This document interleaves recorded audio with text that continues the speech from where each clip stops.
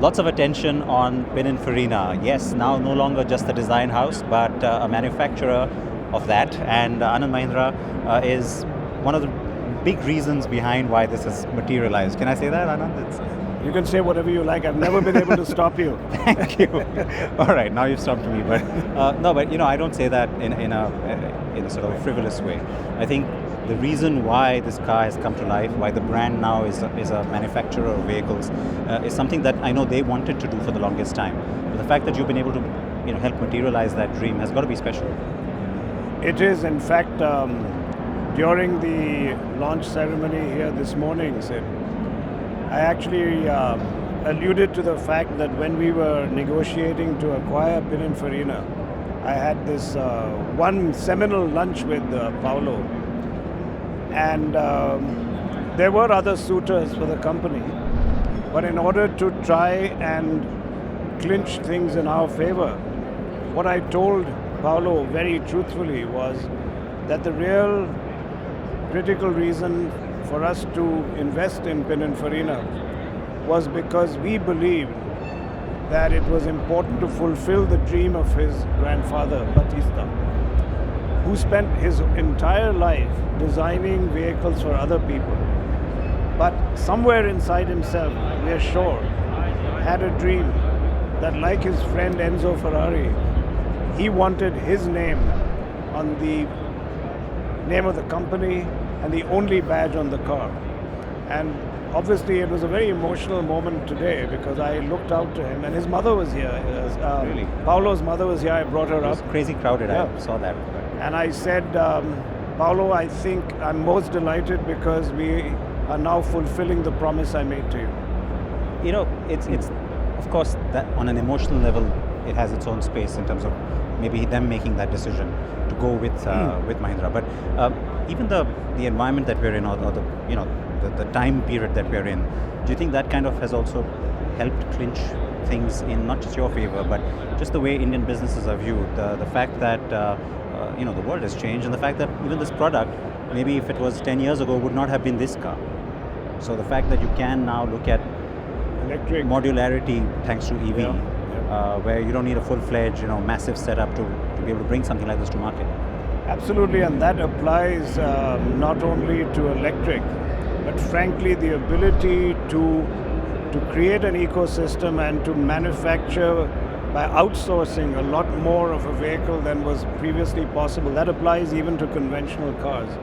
But it's an interesting point you raise that we're at the right place at the right time. And I guess history is littered with such examples, isn't it? So maybe yes, maybe fate had a hand to play in this. Couldn't be happier about this one, I can tell you.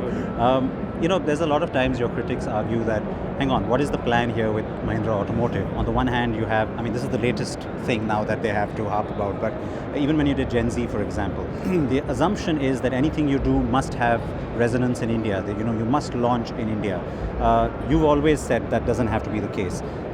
Does this kind of finally cement that idea that you don't have, you're now truly just a global company? I rest my case, as they say. There's not much to I didn't add want to be the one what you answering said, that question for you. But you answered it more articulately than I could. But yes, we see ourselves as global players.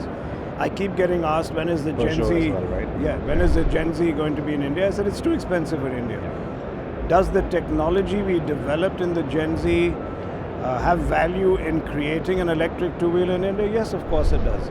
So does our Peugeot acquisition.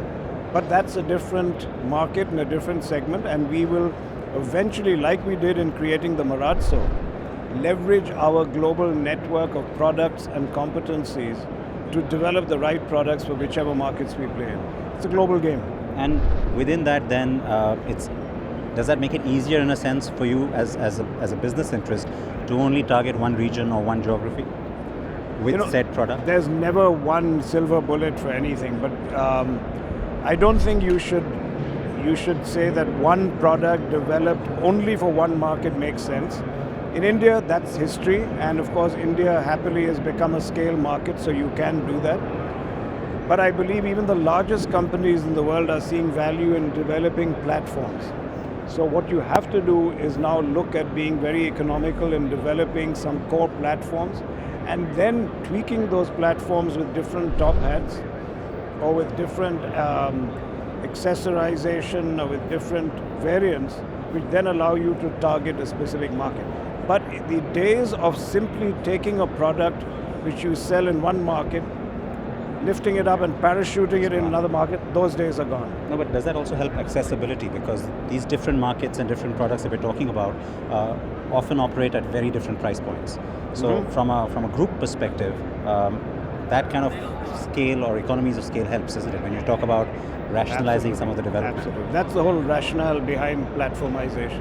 And is that then fair to say that that's the next, let's say, proof we need to see of this strategy when it comes to EV in the Indian context? Because one of the things people have been saying is, and rightly so, that when it comes to EV as a space, you have been able to occupy that in many ways in India from a perception point of view, but not necessarily product. And now suddenly everybody's talking EV, and there are all sorts of deadlines approaching.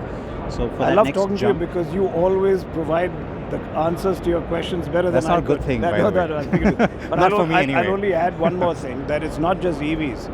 Look at the XUV300. Look at the collaboration with Tivoli. The Tivoli platform is what we used as a starting point.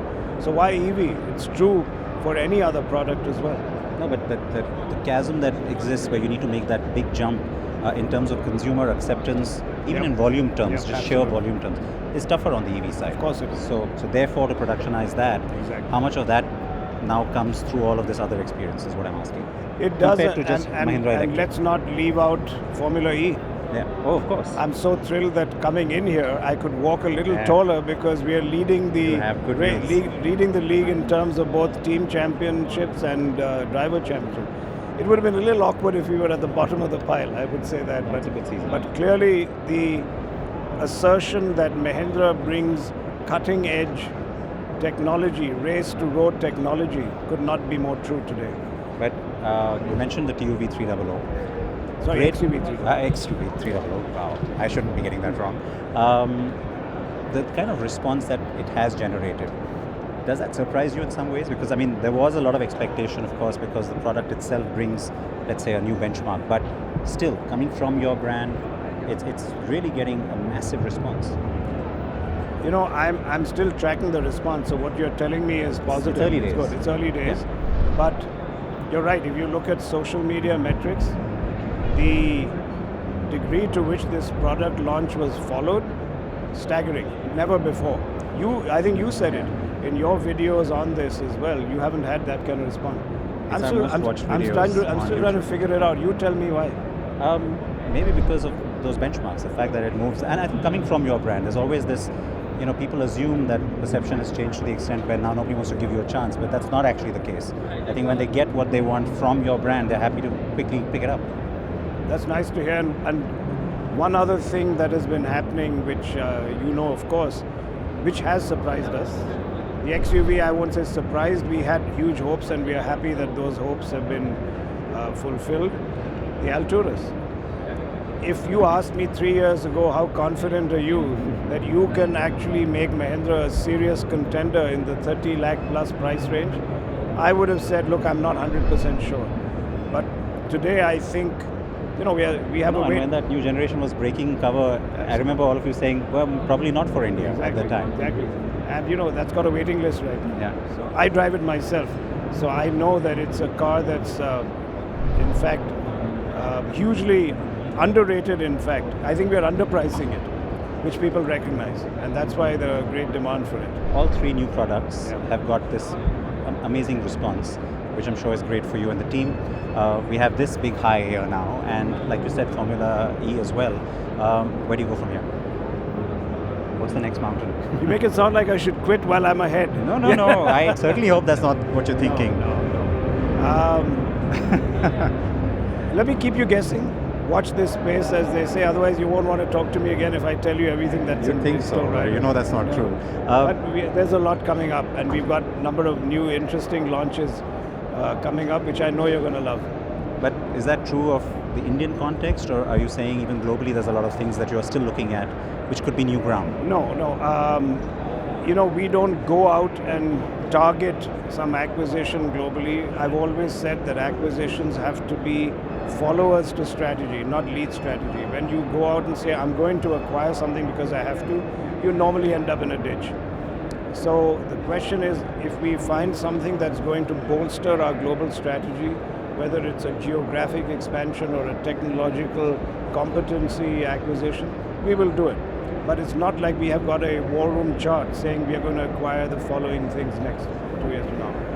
And global adventurism, we've always been conservative. I think that's always been validated, and so we will always be conservative. But in terms of product development, in India, in Detroit, many things going on. Let the story unfold. And so then the message is product. Product. I mean, that's what Pawan and team are busy with. Good one. We should use like location for the hotel industry. Maybe we'll stick to this one too. This time I have to make sure I patent it or whatever. Royalty. Because you remember what happened last time. I know, exactly. Thank you.